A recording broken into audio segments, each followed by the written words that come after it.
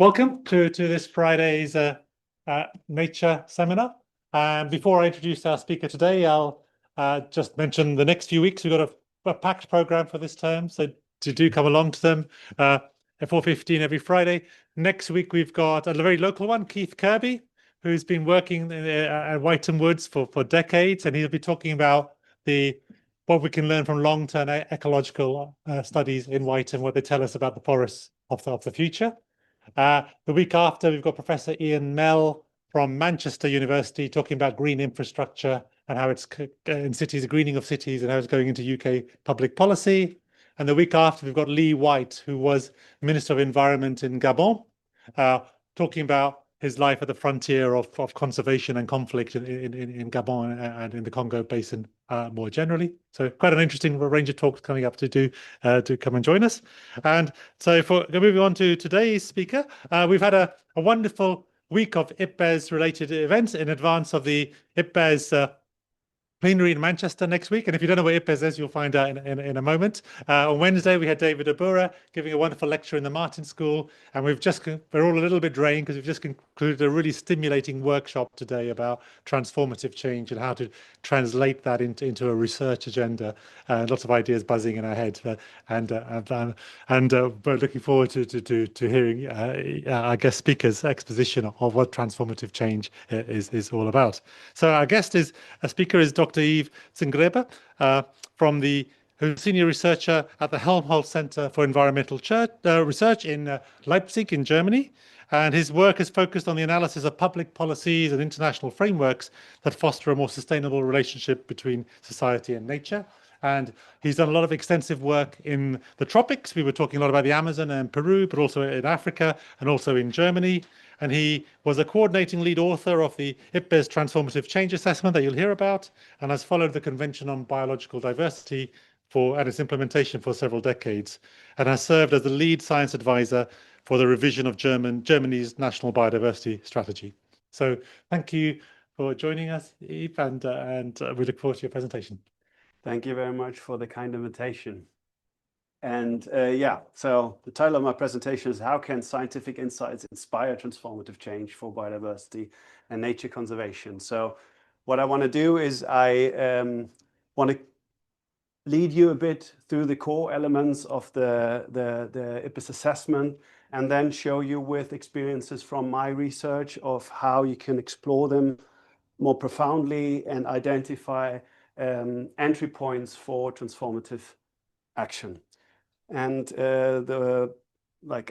very briefly tell you a bit about my organization and what we do related to transformative change and biodiversity research. I then tell you how it came actually to the assessment and why we need an assessment on transformative change. Then I tell you a bit about IPBES and the assessment process. Before I guide you through some key elements of transformative change, I'll do that rather quickly just to flag you what they're good for without entering too much detail in order to have more time on the strategies and actions and roles for all, which came out of chapter 5, which is the chapter I was co-leading, and then talk about some context specific applications. And if there's time left, I might tell you a bit about my experience and what I take away from it.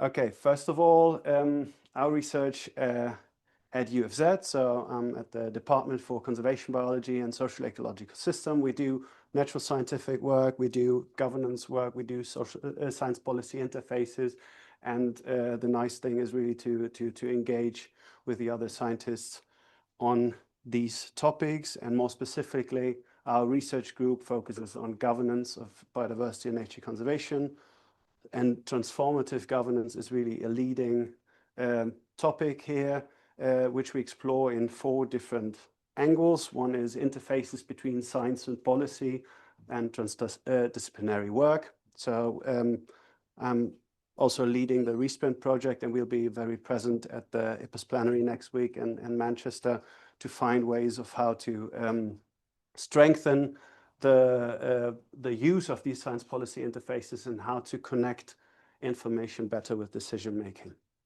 Land use conflicts is a topic I mentioned The Amazon and land use changes there is a topic, but I won't go a lot into that. Today, there's transformative governance and policy integration. I'll come back to that, and value chains and Taylor coupling. And yeah, we're currently doing research in different continents, and I'll give you examples mainly from the two countries I know best, Germany and Peru, with a letter where I did my PhD on biodiversity governance. So background on transformative change. So, I mean, you're probably inside the bubble, so you all know about the crisis we're in, and that we have a serious decline of biodiversity, and that it's not only biodiversity, but it's connected to this multi-global crises, including climate change, pollution, and social inequalities. And while biodiversity continues to decline, action actually increases. So we have an expansion of multilateral environmental agreements. We have more superficial areas inside of protected areas. We have new publications on biodiversity, but still we continue to lose biodiversity. So it must not be about the how much we do, but rather about the how we do it, and the need to change the way we do it. So it needs a transformative shift.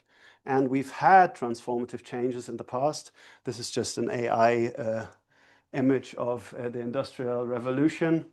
But as we know, that not all transformative changes that we have actually support sustainability and lead to more biodiversity. More specifically, in the political arena, the global assessment of the Intergovernmental Platform for Biodiversity and Ecosystem Services, IPBES, postulated that direct and indirect drivers lead to the decline, and that there's a need for transformative change. That report got sent to the Convention on Biological Diversity, that picked it up and said, well, you're right, there's a need for transformative change, but what is it? So we need an assessment. We need a report that tells us what elements it entails, what we know about transformative change. So they sent it back to IPBES with the idea to write a report on it. And at the same time, the notion of transformative change entered the political agendas, like the Vision 2050 for living in harmony with nature, with the global biodiversity framework explicitly referencing transformative change. And that is always used as one of the biggest evidences for the political impact that IPBES assessments actually have to steer global agendas. So about the process, the assessment process, I think officially it was 3 years. Practically, it was maybe a bit longer, and it doesn't really end because I'm still here talking about it. And actually, that's the interesting part. We've developed this assessment, and yeah, talking about among our authors, really the main motivation why we've done that was because it's the possibility to generate political impact or impact in practice, and to highlight the need for transformative change and what it entails. This is a picture from one of our author meetings in California. But before I go to the specific assessment process, I wanted to tell you about IPBES. Maybe you know it, maybe you don't. There's the Intergovernmental Science Policy Platform on Biodiversity Ecosystem Services, which is an independent international body to strengthen knowledge foundations for better decision-making. It was established in 2012 and has by now 150 member states, and is located or hosted in Germany, in Bonn. It has different organs, with the most important or the the one that takes the decision being the plenary, which, as I said, is going to be hosted in Manchester next year, and which approves what is going to be what the research agenda focuses on, what scoping reports are approved that give specific indications for the assessments, and that also approve the assessments eventually. And there's other bodies. I won't go too deep in it, but there's also the Bureau and the Secretariat, and I'm very happy to present in front of the IPBES chair, David Obura, who is here today, and to Lutando, the head secretary, who will join us, I guess, in a second. And one thing IPBES does is it also produces a dynamic conceptual framework that links human well-being to nature and biodiversity and ecosystem services, and tries thereby to establish kind of a language, a terminology of how we can communicate science and other types of knowledges to an evolving framework, and that helps communicating it in a coherent and consistent way. These are the recent, an overview about the recent assessments. The Manchester plenary will hopefully approve the assessment on business and biodiversity, whereas Nexus and Transformative Change have been approved already December 25 in Namibia. And there's 3 more assessments currently in process: the global assessment, one on monitoring, and one on spatial planning. And one thing that maybe distinguishes IPBES a bit from its sister in action, the IPCC, the Intergovernmental Panel on Climate Change, is that it doesn't only have, whereas IPCC focuses more on this function of assessing knowledge, IPBES also has other functions such as building capacities, strengthening knowledge foundations, supporting policy, communication, and, revising its own effectiveness. So that just briefly about IPBES. Now, our assessment process. So the assessment on transformative change was a unique assessment in the way that it doesn't stick to this traditional logic of you have a research question, you look for the evidence, you answer it, but you have a concept such as transformative change, which hasn't really been defined in a broader sense, that is it's operational and that it connects to all the relevant debates. So what we had to do is connect these debates, make sense of them, develop a topology, and then at the same time in parallel assess the available knowledge. And we've been more than 100 authors from over 200 from over 40 countries, and had an additional 200 contributing authors that contributed bits or specific aspects to it. We had a more or less a gender balance, and also a balance from northern and southern countries, as well as, and that was also something novel, that we had a balance between natural and social scientists. We drew from over 7,000 references, and we also did an automated literature review with over 4 million references. It was a 3 years development, and we received over 10,000 comments, which we had to respond to individually, one by one, which is a burden, but also a chance, because it really started this communication with the governments that asked us about, like, why do you use this terminology? Is this really supported by evidence, this claim. So they challenged us, but they also made us developing the communication between the scientific world and real life application, in the sense that we produced our outputs in a wording that is meaningful to them. And that's our interest as scientists as well, to produce meaningful outputs. I'll jump over that. We have 5 chapters and a summary for policymakers.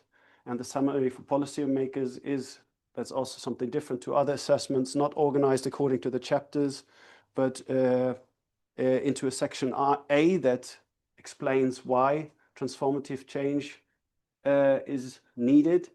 The second one about strategies and action of how it can come about, and the enabling aspects and roles for all. And with that, I go into the elements. So like the entry point to the topic is always that transformative change is necessary, urgent, and challenging, but possible. So we also wanted to be forward-looking and not prescriptive, but opening opportunities for what we know about deliberate transformative change. And I think importantly, we came up with a definition so we can actually grasp it. Deliberate transformative change for a just and sustainable world shifts views, structures, and practices in ways that address the underlying causes of biodiversity loss and nature's decline. So as you can see in that figure, views or ways of seeing, thinking, knowing are closely interdependent and interlinked with structures that are ways of organizing, governing, and regulating, and practices, so ways of doing, behaving, and relating. And as they're interdependent, they need to be moved together or shifted together, because otherwise the other 2 dimensions would re-emphasize path dependencies and keep the system from really moving.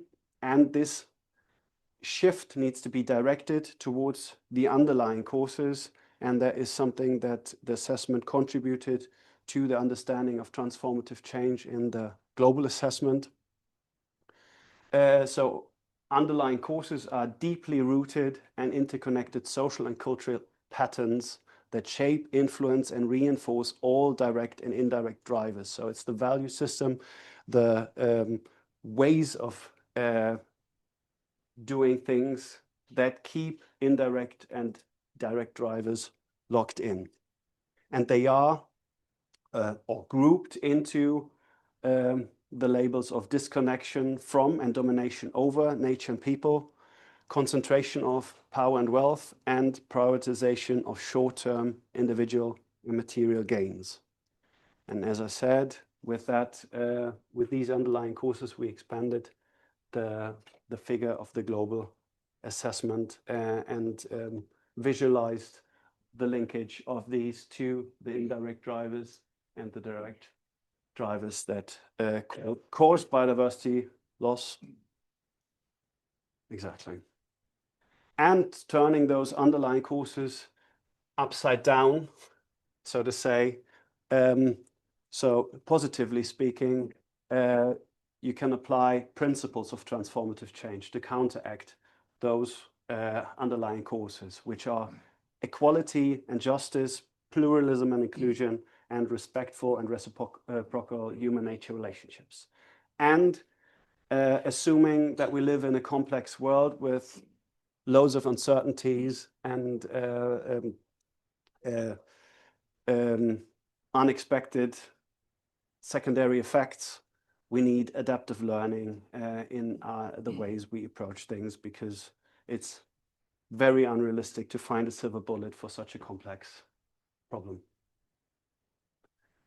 So to visualize that, so we have the views, structures, and practices that are locked into a certain unsustainable dynamic by the underlying causes, and we put into place the principles to overcome them. That is the logic and the key message from chapter 1. Now coming to chapter 2. Chapter 2 was about visions. So how can an alternative world look like that goes beyond the current state, where we are losing biodiversity? So how can we live together in harmony with nature? And what maybe for me personally the biggest takeaway from chapter 2 is that when we develop visions that include more actor groups, that include more perspectives, it's a higher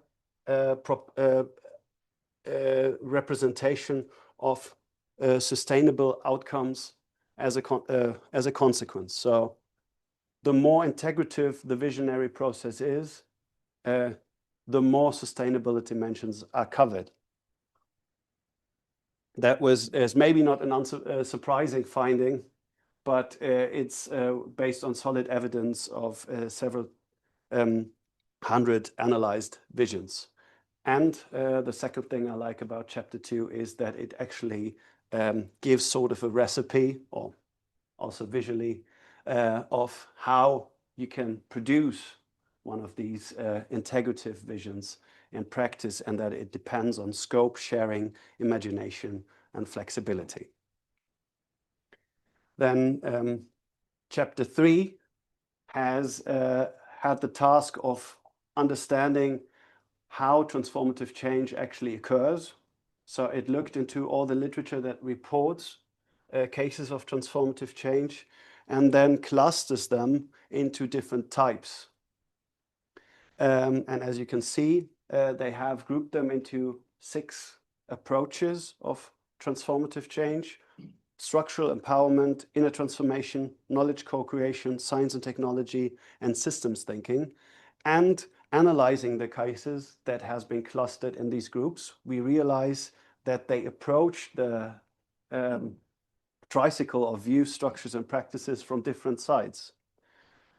So, for example, if empowerment mainly works with views and structures, it is less impactful with practices. So maybe it needs an alternative approach to complement it, right? And in real life practice, that could mean that if you're trying to optimize your strategy for transformative change and you can't advance, then maybe it's worth it thinking about a different approach or a complementary approach. And that's the biggest message from chapter 3 for me, that we need to revise and combine, weave together different approaches that then determine the selection of strategies and action for transformative change. And chapter 4 looked at challenges and barriers. So this is the contextualization of the underlying causes, you could say, whereas the underlying causes are more like of a conceptual, theoretical approach. The challenges and barriers are what you actually find in literature as reported to resist, or the forces that resist to transformative change. And they have also clustered them and grouped them into 5 challenges and I believe 22 barriers. And the 5 overarching challenges are relations of domination over nature and people, economic, political inequalities, inadequate policies and unfit institutions, unsustainable consumption and production patterns, and limited access to clean technology and uncoordinated knowledge and innovation systems. So if you want to work on transformative change, I find this figure very useful because it helps you, at one hand, positioning the barriers you encounter in the literature on challenges and barriers to transformative change. And it also helps practice to maybe think about additional barriers they haven't had present when evaluating the project or initiative or whatever you are looking at. Okay, and with that I come to strategies and action for transformative change. It was quite a bit of work before we found a way for how to structure the different types of actions into strategies. And one logic that you can imagine is that we start with more direct conservation activities, go to direct drivers, and then on like the sectors most responsible for transformative change, and then come to more indirect aspects in financial and governance systems before in strategy 5 we talk about societal views and values. And I go through them now one by one and give you one example from my research on them. So strategy 1 is, and here it's important to say to start with, not everything needs to be transformed, but there's good and successful examples for where conservation works, where people and nature are coexisting in harmony, and they need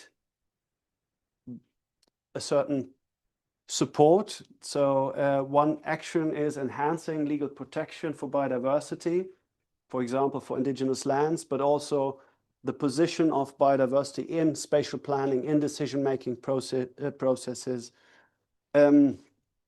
basing biodiversity or conservation on diverse values of nature has been shown to improve its effectiveness, and shifting extractive land use systems to regenerative views.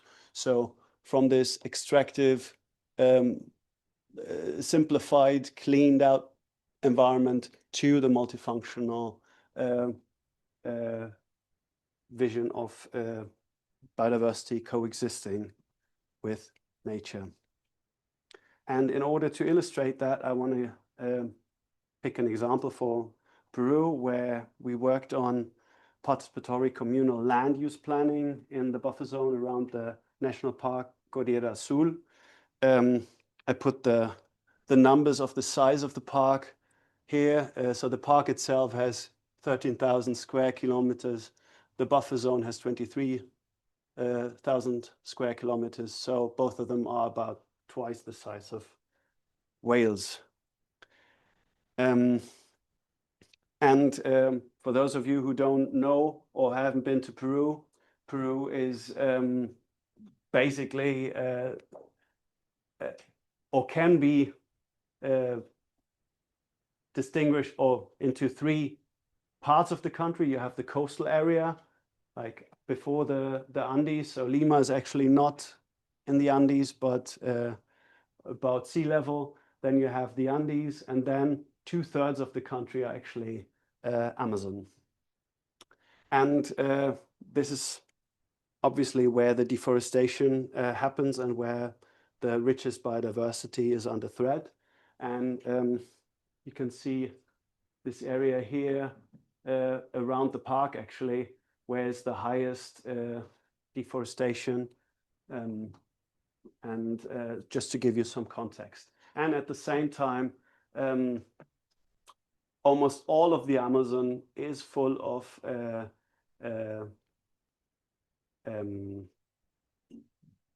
sorry, what's the word? Hydrocarbon concessions. So that's it. So you always have land use competition wherever you go, because there's extractivist interests.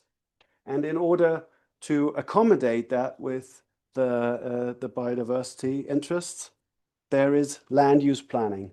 And this is, for example, the department San Martin, which is close to the park on the northwestern side.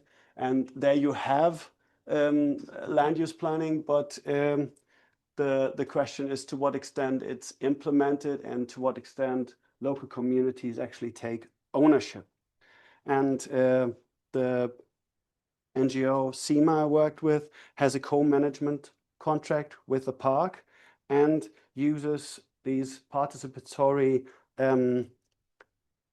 communal land use processes, especially in those areas where you have the highest deforestation here, to generate ownership among the communities, and in order and to give them the leadership in defining where to conserve and where to explore.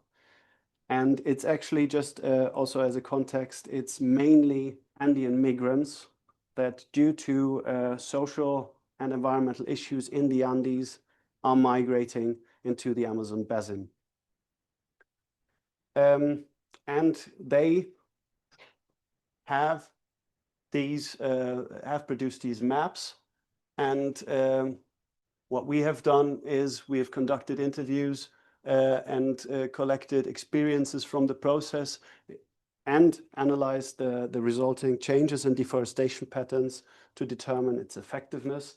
And we see that the green communities that actually have done the communal land use planning have a lower deforestation in the areas that they determine as conservation areas. And we have clustered the effects or the enabling factors for adaptive communities into different categories. I won't go into deeper because that's another categorization, adding complexity. I just wanted to say that as a takeaway message, that participatory planning as an action allows learning and developing sustainable land use patterns, even in dynamic environments, such as in this buffer zone of the Cordillera Sul. And especially the leadership of the community manages expectation and makes themselves responsible for implementation. As a limiting factor, I can mention the external factors that limit the effectiveness of this initiative, which are the weak land use policies, the demographic developments of more migration because of the conditions in the Andes, and the production dynamics that are also impacted by external forces or invested. Strategy 2, transformative changes in sectors that heavily contribute to biodiversity loss, including agriculture, fisheries, forestry, infrastructure, and all these sectors that cause the direct threats to biodiversity. And the actions is to shift the regulatory frameworks for direct exploitation to favor sustainable alternatives, socially embedding technology, make finance sustainable, and support civil society initiatives that point to the mismatches of these regulatory frameworks.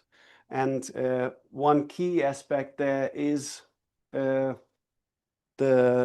taking away harmful subsidies that are an important threat to biodiversity, which you see under number 3.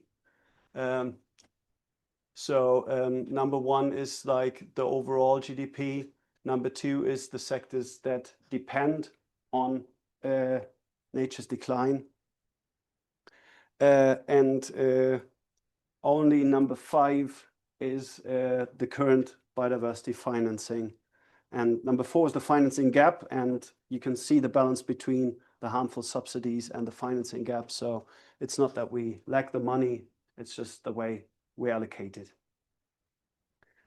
And when you look at the regulation of direct exploitation, I've done that in Peru and in other places using the framework for biodiversity policy integration. You find that biodiversity is addressed, so it's included in many sectors, so they acknowledge in their sectoral strategies, in their policies, they acknowledge biodiversity as important, but do not operationalize that and do not put this into a coherent incentive system with their mainstream policies. There's positive examples, like for example, in the case of the environmental ministry, the Ministry for Energy and Mining, there's has been a change in the institutional setup where formerly the Ministry for Energy and Mining approved environmental impact assessments. And now this competence has moved to the Ministry for Environment and resulted into 17 projects being rejected. I'm not saying that rejection of a mining project in general is good. I'm just saying that it shows that such an institutional shift can show that that mechanisms actually have an impact. And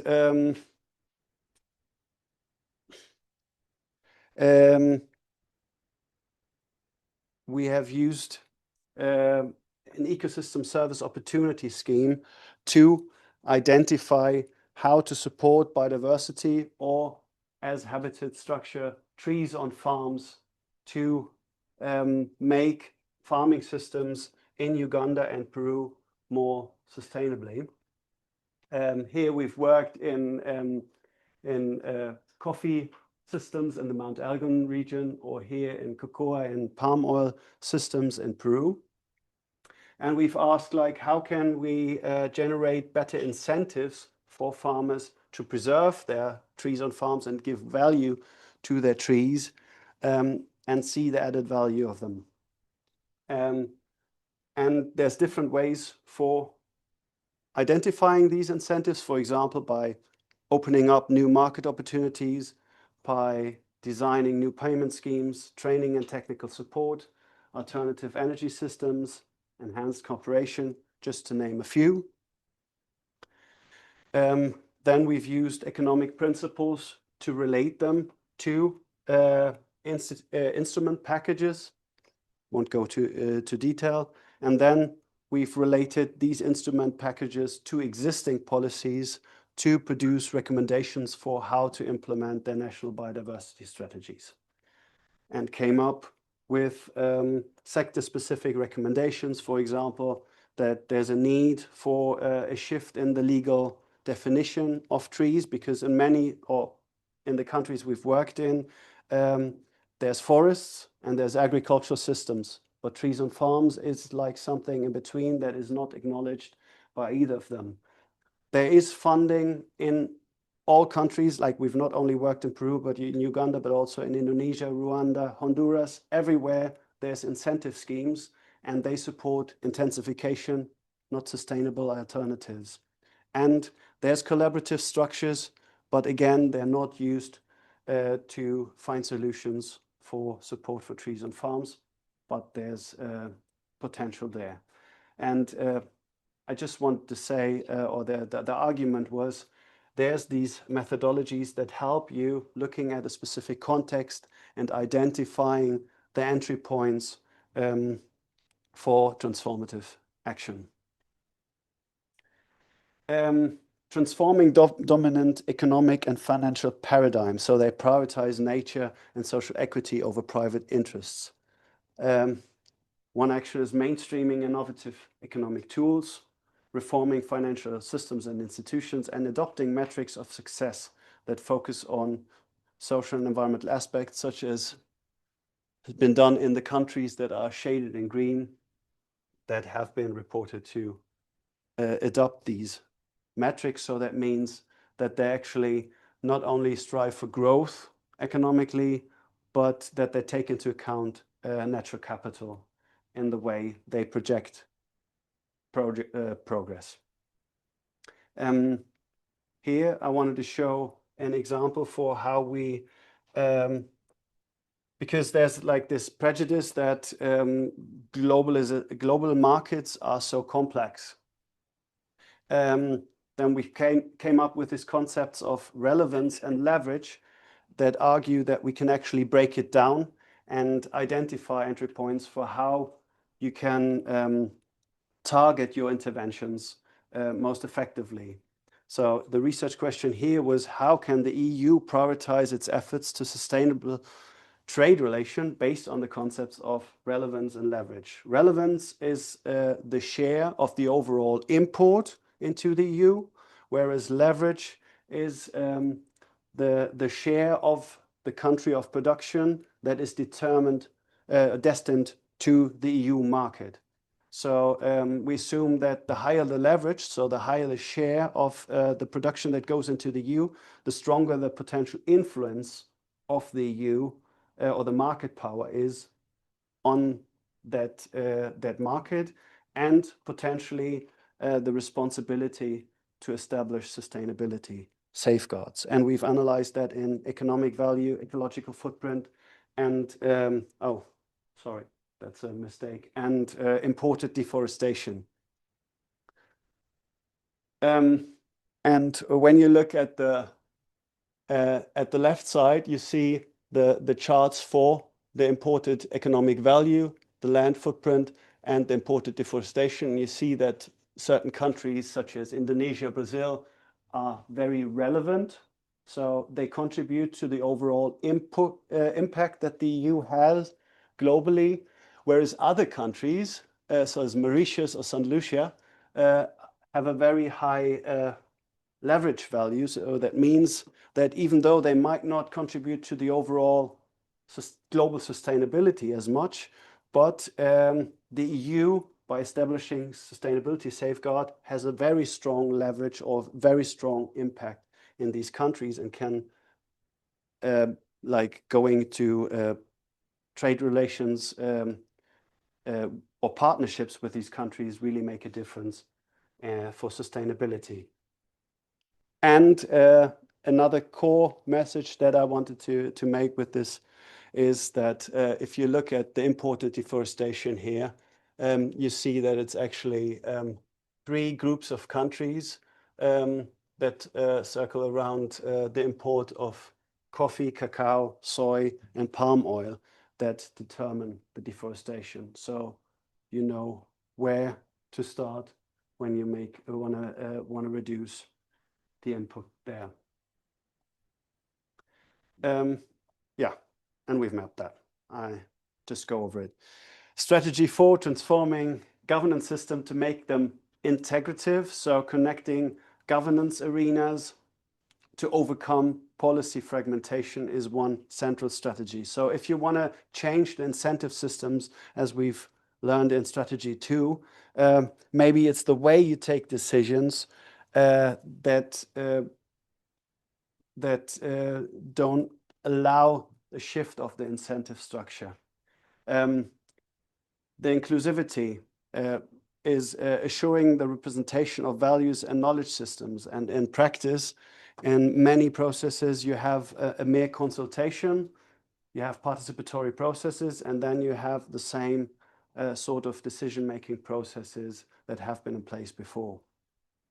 Accountability, holding actors and sectors accountable, like the example that I just showed, demonstrates that there's impacts beyond national jurisdictions, and that environmental footprint can be imported. So that also needs to be addressed in national agendas.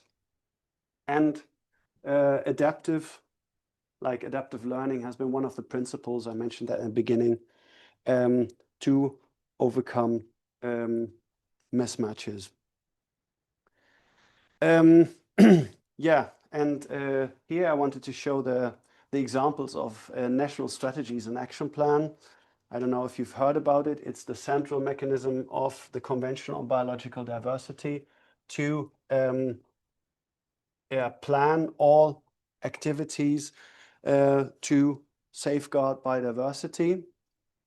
It's the primary instance to translate the global agenda into national targets and to engage all sector policies at best. I mean, that's the idea.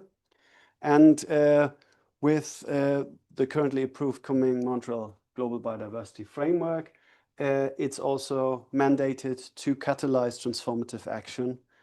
And other than in former generations of national biodiversity strategies, this time there's also a mandate to directly use the global targets in national agendas. And the experiences This is an example where we analyzed the experiences with past biodiversity strategies in 8 countries.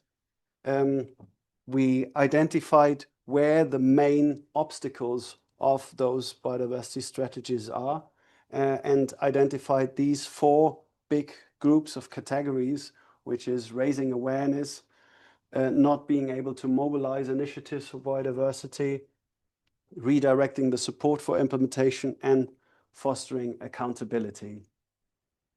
And so this gives a quite clear picture of where transformative action in policy practice can start. We've done that or used that framework in Germany to review our activities, and done a couple of interviews and collected other data, and then had a expert-driven process of identifying necessary actions and organize them according to the the categories of the transformative governance or strategy 4 criteria, and find that, for example, the inclusive vision again is a main enabling factor, the new formats of dialogue that are required, the clear distribution of responsibilities, so that kind of contextualize what we have in the assessment. And with this, I come to the last strategy 5, so shifting dominant societal views and values to recognize and prioritize human nature interconnectedness. So to shift the relations of domination to relations of care. And the argument is that there's many examples of relations of care that we can learn from, that we can inspire individual transformations, and that can re-foster the connectedness with nature.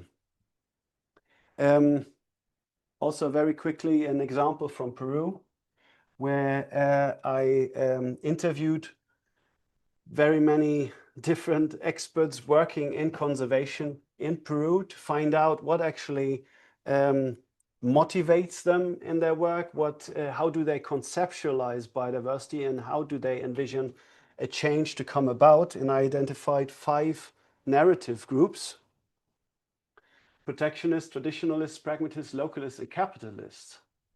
And then when looking at the biodiversity strategy, we find that it's mainly 2 narratives represented in the biodiversity strategy, with especially traditionalists and localists not being represented. And my argument would be that if you don't involve them in the biodiversity strategy, then it's unlikely that you produce ownership and that you engage them in action. And that doesn't even include all the other sectors. As I said, I only interviewed conservationists.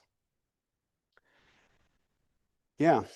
And just to say, this figure shows how many articles we found in the different strategies doing these automated searches. And we find that especially the transformation of governance and the transformation of ecosystems and economic and financial systems are very low represented in the bulk of literature.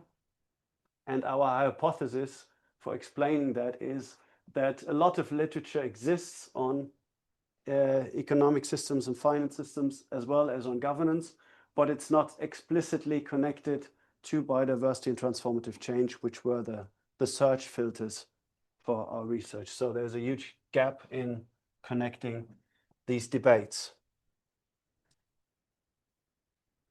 I think I will be short on the actors, to just say that, so we said in this idea of whole of society, whole of government, that is also established in the Convention for Biological Diversity, it's important to find and engage all types of actors, because looking at the cases again for transformative change, we find that in all cases of that have reported or tested transformative potential, there's a collaboration of different actor groups. So it's very unlikely that individual actor groups can bring about transformative change. And I would argue that it's important in every case to look at specific network constellations in order to acknowledge the functions that the actor groups have, and then thinking of ways they can collaborate and be coordinated to organize transformative action. Again, an example from the Trees on Farms project that we had, where we try to look at all the actor groups that are involved in producing the institutional configuration interactions and asking, like, who is actually affecting trees on farms in a focus group setting. So we've sat at the table. I really can recommend focus group analysis because it also allows the different participants to engage with each other. So aside from the scientific outcome, you also have an interaction of the participants.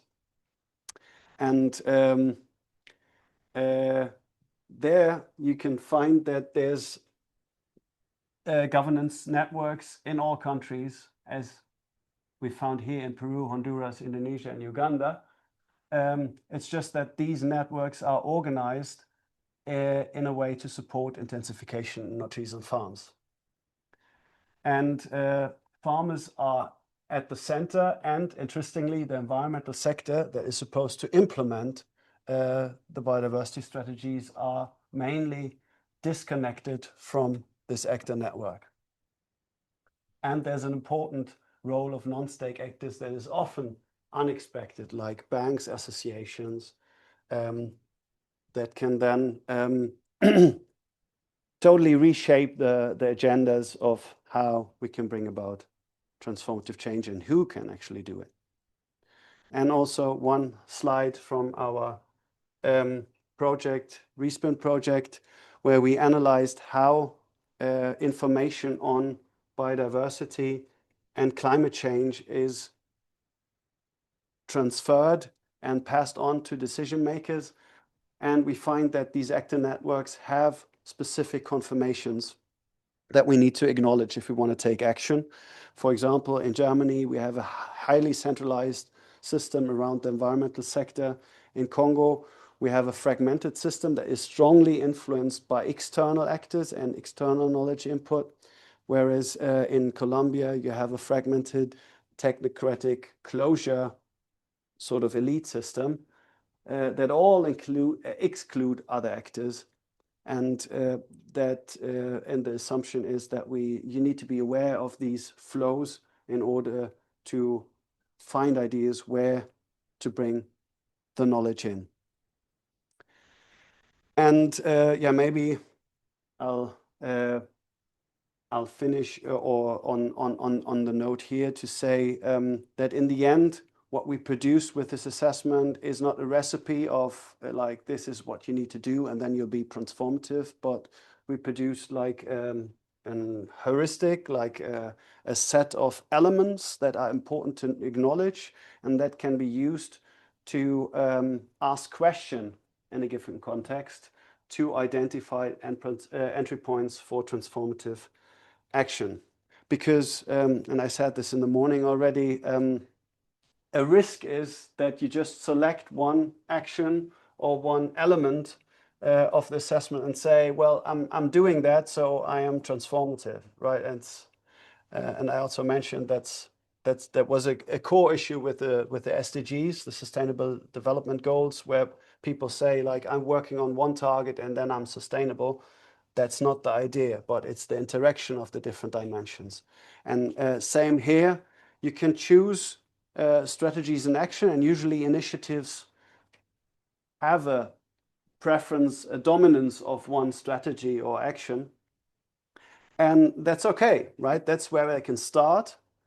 But then this adaptive learning is important, this evaluation, using the elements of the assessment to question what is going on and then finding complementary solutions, thinking outside the box and finding new entry points. And we've done that, or we've tried that, for example, at Substar in Panama last October, where we had an interactive session with decision makers. And we had, I mean, it was a bit strange. We had all day basically for the workshop, but we ended up only having half an hour for an interactive session. And then we had to organize group work in a very rapid way. So we asked them to sit together and then ask about, like, how can you apply those transformative elements to these targets of the global biodiversity framework. So the sustainable consumption, the integrating biodiversity in all decision making, target 14 and target 21, ensure that data and knowledge are available and accessible to guide biodiversity action. And I just want to show you, it was interesting to see them starting getting together, and I'm sure if we had more time, we would have had more detailed results. This is just to exemplify that when we look at the challenges, that it was mainly economic and political inequalities and inadequate policies and unfit institutions that they indicated as dominant in their countries. And when looking at strategies, it was actually surprising that the conservation action was underrepresented. Maybe they considered, we're doing this anyway. So there was a way stronger importance on addressing the sectors most responsible and having a shift in values that was dominant there. And yeah, we're continuing after the assessment process is through to work on a guideline or a manual to operationalize these elements and give guidance with questions, with materials. And we're working on a website to be able to apply or to facilitate the application of these elements in practice. And yeah, very short one slide. So it was really a changing experience to work on this assessment. It took so much time and so much energy, but now, I mean, I can smile and look back and say I've learned a lot. We've produced this assessment that hopefully has political impact, but honestly, to see how well it was received at the plenary, like, you know, there's people from all sides of countries and welcoming the assessment, telling you about what their plans are with it. That is really something. And also coming here and seeing the assessment on the tables is kind of motivating, and that's what we've done it for. I personally gained a lot of methodological experience learning from my peers more than anything else. Like, how do you break down so much information? Or how do you access it when there's not a clear structural review, but like an expert-driven approach, a multi-method, that is challenging. Then it has a scientific outreach. We're producing loads of papers still, so it really boosts the scientific visibility as well. It has created a great network of colleagues that I don't want to miss, and I'm sure there's several collaborations waiting for us in the future. And we've seen a couple of nice places, like with our running group in the mornings, that like the slot from 6:30 to 7:30 was like the free time we had. Yeah, so thank you very much for your patience and your interest in my talk. And this is a picture of the best moment of the assessment process when we adopted the assessment in Namibia. So thank you very much.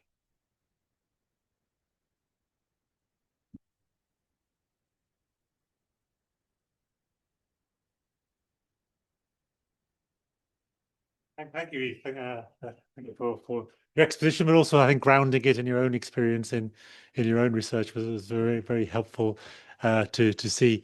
And we'll open up to questions in a moment. But I'd like to start off with one. Firstly, also thank you for your role. Clearly, at the end, you show what a huge amount of work it is to be involved at this level in the assessments and all the other IPBES participants that are here. What do you see as the next steps for this assessment in terms of the the ideas that are there and landed? We've just had a workshop on this today, so as I know, we have our thoughts on that. But where do you see these ideas going so that they land and have an impact on society? Well, like one arena that I think is crucial is the conventional biological diversity. I mentioned it a lot, and it's kind of the entry point where these global reports are transferred into like action agendas that are then again trickling down into national agendas.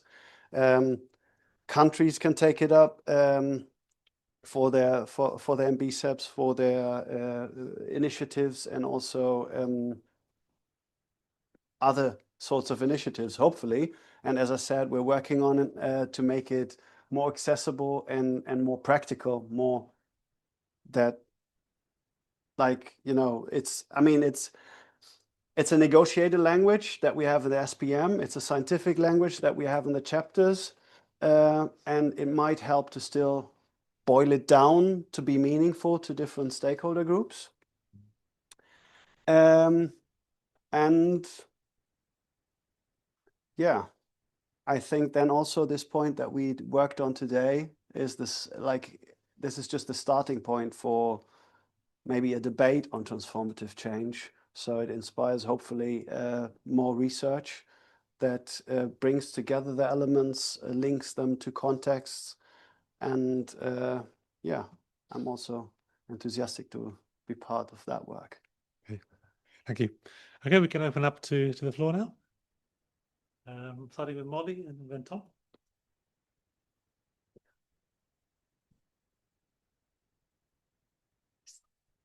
Yeah, thank you very much for your talk. I was particularly interested in the illustrations featured throughout that explain parts of the Transformative Change report. And I was wondering if you could speak to how and why those were commissioned and the role of art and sort of wider engagement in IPBES in general. Yeah, well, as I said, we were driven from the beginning.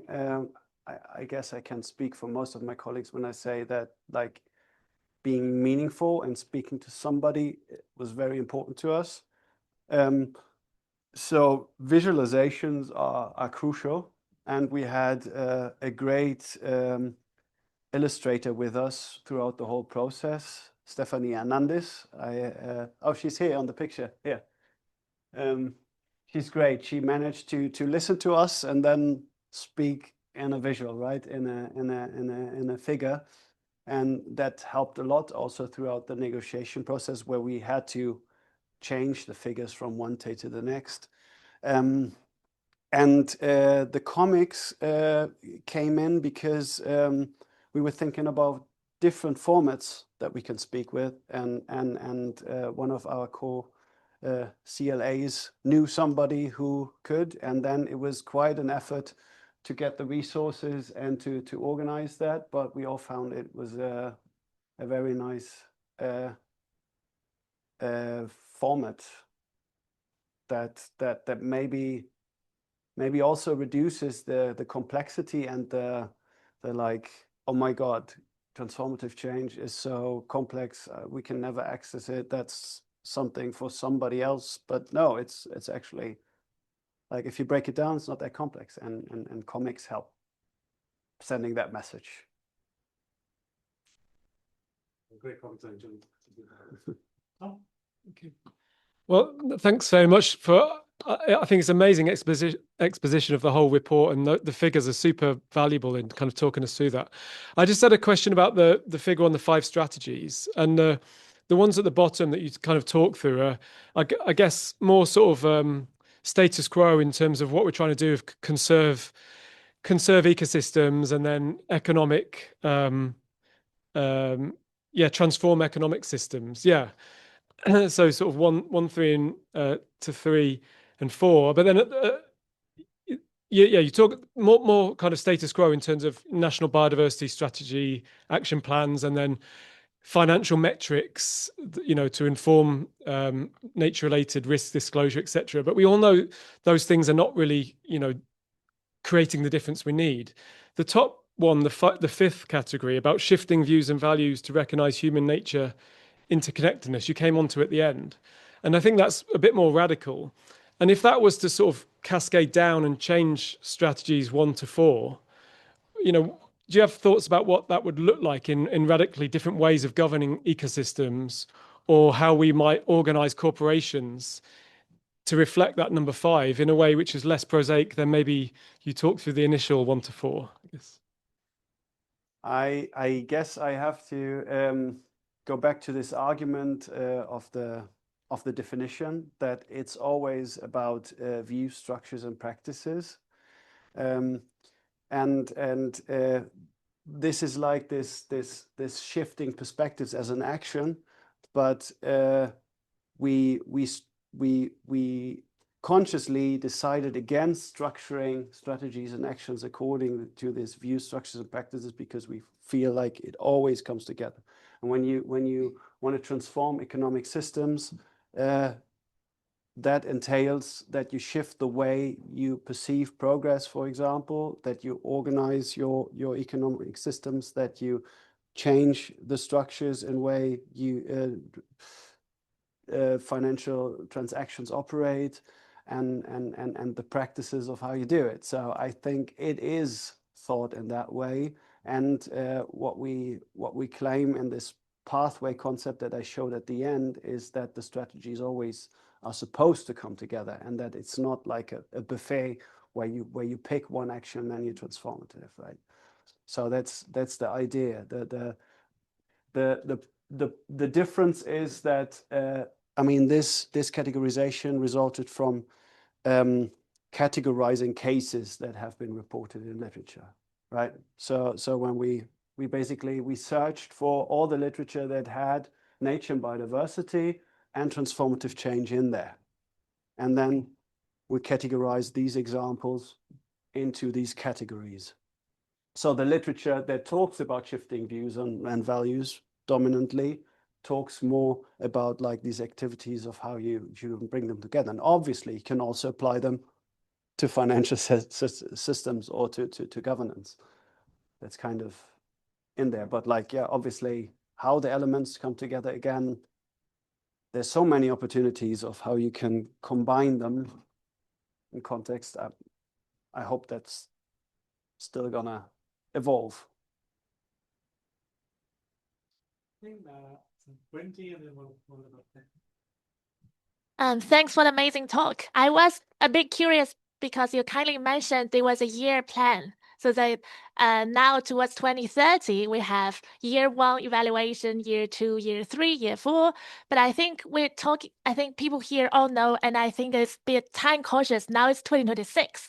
We only have 4 years left till 2030. Were you talking about the Global Biodiversity Framework? Yes. Oh, yeah. Then it was like, what's potentially you see, what's direction we're going now? Is like potentially some of the countries extended their target to 2035, or what's the vision beyond 2030 now? Because we're at the midterm point. The vision of the GBF is until 2050. Okay. So the vision for harmony, living in harmony with nature, and the action plan is 2030. And I don't know what they're going to do, but it would be it would be tremendous to restart negotiating a set of targets, which has cost us more than 4 years, I believe, like between 2018 and 2022. So I don't think any. I don't know, David. Have we heard about any country who wants to open that up? Firstly, I agree with what you just said. We have a vision for 2050. We have these targets for 2030, and I would hope that they're not going to change them all, but maybe with some adaptive management if needed. But I was going to ask you maybe it's a follow-up question to Wendy. So it's, what would you like to see in Yerevan at the next COP17, which will be in October this year, in terms of how this assessment can be used? And so just for context, noting that what COP17 in Yerevan is supposed to do is to take stock of progress of where we are. There'll be a global report prepared for that. That will be on the basis of national reports, which are supposed to be available by the end of February, the end of next month. The UK's will be published during February. We know already we're not on track. You know, how can we use that moment, that stock-taking moment, to perhaps strengthen in the arguments, get more visibility for what this assessment is proposing? What would you like to see at COP17? Well, I would like to see, and that also comes back to your question in a way, that countries or parties or the convention itself would ask themselves more rigorously, why do we fail? Right? Like when you read national reports, you usually hear, look at all these great things we're doing. All the indicators point south if north is where we want to go. And then there's a little bit of a discussion saying, next time we do better. So, right?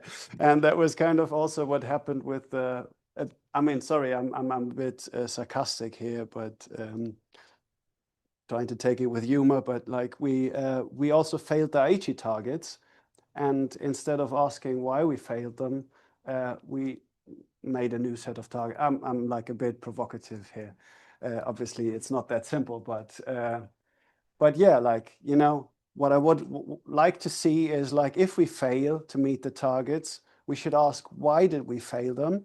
Maybe looking at the barriers for transformative change, and then like find strategies that can reasonably overcome them, instead of just putting more money into what we've already been doing. So that was kind of the message that I started up with, right?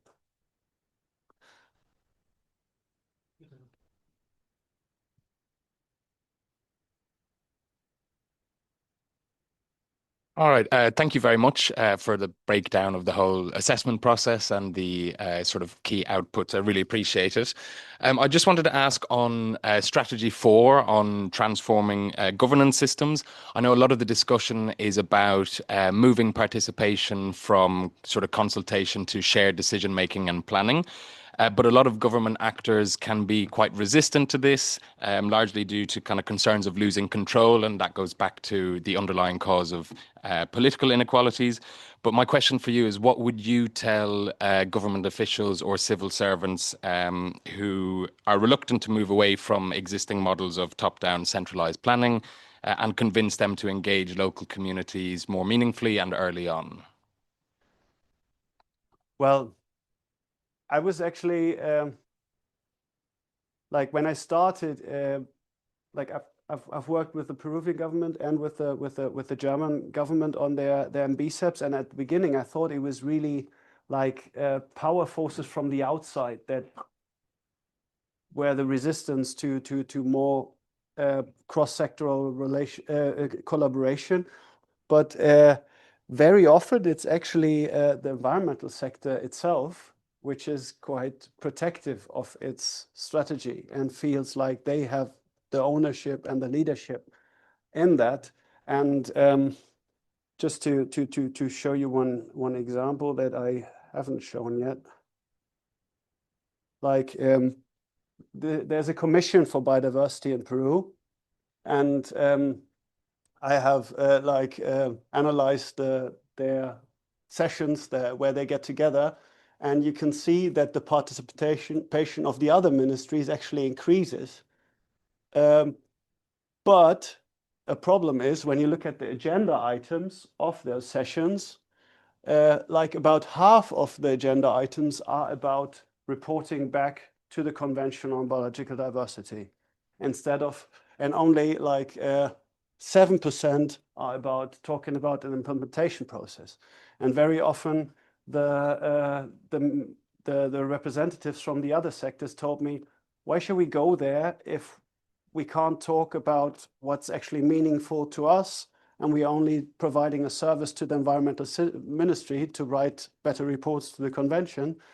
Then, you know, and the same happened in Germany, where where it's a lot about how do we meet our basic mandates, and then there's no time, there's no resources to engage the other sectors. To have in a federal system, in Germany at least, it's very important to go down to the department level that has the competence actually for conservation in Germany, and there's hardly time for this coordination. And very often it's really those process-related factors that lead to failure. In my experience, it sounds a bit weird, but like that was my experience.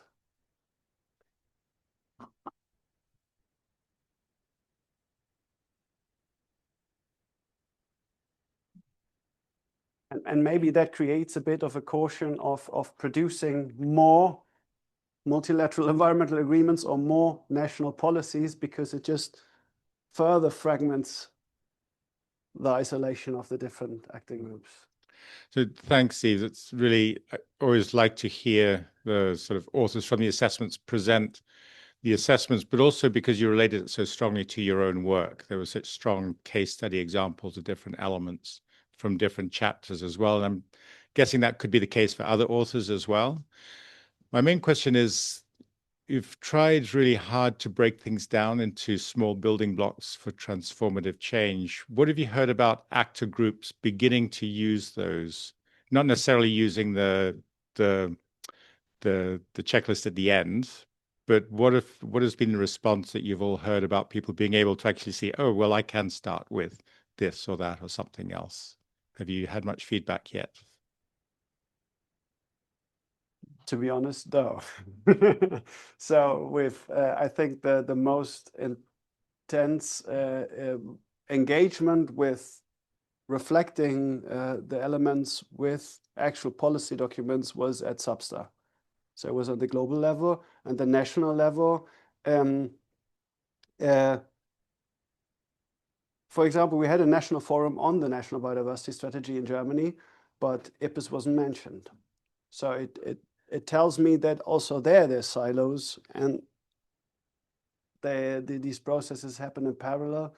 We had a national assessment that was present, but that doesn't link to the IPBES assessment. So that's why we do this research and respin, also to understand these knowledge flows better, to provide some recommendations or some ideas for how that can be overcome. But I think some initial